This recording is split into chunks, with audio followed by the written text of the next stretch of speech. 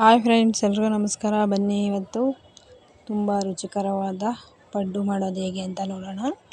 ಮೊದಲಿಗೆ ಇಲ್ಲಿ ದೋಸೆ ಹಿಟ್ಟು ತೊಗೊಂಡಿದ್ದೀನಿ. ಅದಕ್ಕೆ ತೆಂಗಿನಕಾಯಿ ಚೂರು ಮತ್ತು ಜೀರಿಗೆ, ಕರಿಬೇವಿನ ಸೊಪ್ಪು, ಸಬ್ಬಸಿಗೆ ಸೊಪ್ಪು,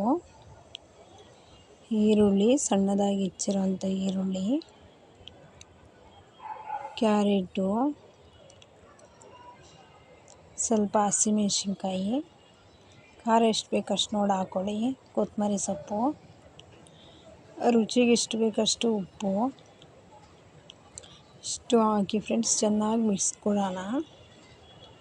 ಫ್ರೆಂಡ್ಸ್, ಇದು ಮಾಡೋ ಸುಲಭ, ತಿನ್ನಲಿಕ್ಕೆ ಅಷ್ಟೇ ರುಚಿಯಾಗಿರುತ್ತೆ. ಪಡ್ಡು ಅಂದರೆ ಮಕ್ಕಳಿಗೆಲ್ಲ ತುಂಬ ಇಷ್ಟ ಅಲ್ವಾ. ಹಾಗಾಗಿ ದೋಸೆ ಇಟ್ಟಿದ್ರೆ ನಾವು ಅಚ್ಚುಕಟ್ಟಾಗಿ ಮನೆಯಲ್ಲಿ ರುಚಿಕರವಾದಂಥ ಪಡ್ಡುನ ಮಾಡ್ಕೊಬೋದು. ನೋಡಿ, ಈ ಥರ ಮಿಕ್ಸ್ ಮಾಡಿಬಿಟ್ಟು ಚೆನ್ನಾಗಿ 1 ರಿಂದ 2 ನಿಮಿಷ ಇದನ್ನು ಮುಚ್ಚಿಡಬೇಕು. ಚೆನ್ನಾಗಿ ಉಬ್ಬುತ್ತೆ. ನೋಡಿ, ನಾವು ಎಷ್ಟು ಚೆನ್ನಾಗಿ ಮಿಕ್ಸ್ ಮಾಡ್ತೀವಿ ಅಷ್ಟು ಒಳ್ಳೆಯದು. ಎಲ್ಲ ಖಾರ ಎಲ್ಲ ಚೆನ್ನಾಗಿ ಹಿಡ್ಕೊಳ್ಳುತ್ತೆ ದೋಸೆ ಹಿಟ್ಟಿನ ಜೊತೆ. ನೋಡಿ, ಮತ್ತು ನಾನು ಸ್ವಲ್ಪ ಕೊತ್ತಂಬರಿ ಸೊಪ್ಪು ಹಾಕ್ತಾಯಿದ್ದೀನಿ. ಕಲರ್ಫುಲ್ಲಾಗಿ ಚೆನ್ನಾಗಿ ಕಾಣಿಸ್ತಿದೆ ಹಿಟ್ಟು.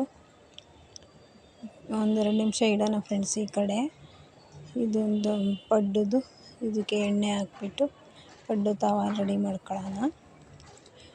ನೋಡಿ, ಈ ಥರ ಎಣ್ಣೆ ಹದ್ಬಿಟ್ಟು ಸ್ವಲ್ಪ ಬಿಸಿ ಆಗೋಕ್ಕೆ ಬಿಡೋಣ ಫ್ರೆಂಡ್ಸ್. ಇದು ಚೆನ್ನಾಗಿ ಬಿಸಿ ಆಗಲಿ.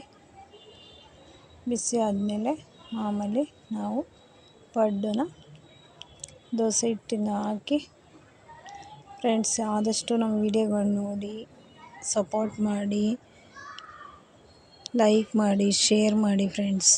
ನೋಡಿ, ಚೆನ್ನಾಗಿ ಕಾದಿದೆ. ಇವಾಗ ಇದಕ್ಕೆ ಹಾಕ್ತಾಯಿದ್ದೀನಿ ನಾನು ಪಡ್ಡು ಹಿಟ್ಟನ್ನ. ನಿಮ್ಗೆ ಎಷ್ಟು ಬೇಕು ಗಾತ್ರ ನೋಡಿ ಹಾಕ್ಕೊಳ್ಳಿ. ದಪ್ಪ ಹಾಕಿದ್ರೆ ಉಬ್ಬುತ್ತಲ್ವ, ಸ್ವಲ್ಪ ಸಣ್ಣದನ್ನ ಹಾಕಿದ್ರೆ ಚೆನ್ನಾಗಿ ಬೇಯುತ್ತೆ. ನೋಡಿ, ಎಷ್ಟು ಚೆನ್ನಾಗಿ ಕಾಣಿಸ್ತಿದೆ ಅಲ್ವಾ. ನೋಡಲಿಕ್ಕೆ ಎಷ್ಟು ಚೆನ್ನಾಗಿರುತ್ತೋ ತಿನ್ನಲಿಕ್ಕೂ ಅಷ್ಟೇ ರುಚಿಯಾಗಿರುತ್ತೆ ಫ್ರೆಂಡ್ಸ್. ಪಡ್ಡು ಮಕ್ಳಿಗಂತೂ ತುಂಬ ಇಷ್ಟ. ನೋಡಿ, ಇದರಲ್ಲಿ ಕ್ಯಾರೆಟು, ಸಬ್ಬಸಿಗೆ ಸೊಪ್ಪು ಎಲ್ಲ ಹಾಕಿರ್ತೀವಲ್ಲ, ಫ್ಲೇವರ್ದು ತುಂಬ ಚೆನ್ನಾಗಿರುತ್ತೆ. ನೋಡಿ, ಇವಾಗ ಇದಕ್ಕೆ ಇನ್ನೂ ಸ್ವಲ್ಪ ಎಣ್ಣೆ ಬೇಕು ಅಂದರೆ ಹಾಕ್ಕೊಳ್ಳಿ. ಎಣ್ಣೆ ಹಾಕಿದಷ್ಟು ಚೆನ್ನಾಗಿ ಬರುತ್ತೆ.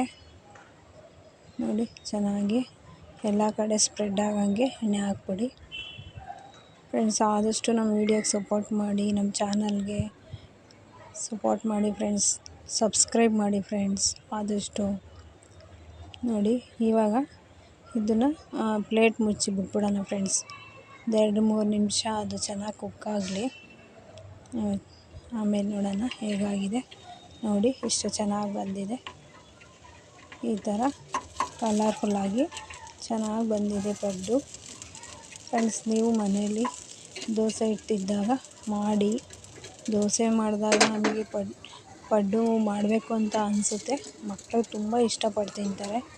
ಹಂಗಾಗಿ ನಾವು ಪಡ್ಡು ಮಾಡಿದ್ರೆ ತುಂಬ ಚೆನ್ನಾಗಿರುತ್ತೆ. ನೋಡಿ, ಎಷ್ಟು ಚೆನ್ನಾಗಿ ಬಂದಿದೆ. ಚೆನ್ನಾಗಿ ಬಂದಿದೆ ಪಡ್ಡು. ರುಚಿಕರವಾದ ಪಡ್ಡು ರೆಡಿ. ಇದಕ್ಕೆ ಕಾಯಿ ಚಟ್ನಿ ಜೊತೆ ಸವಿಯಿರಿ.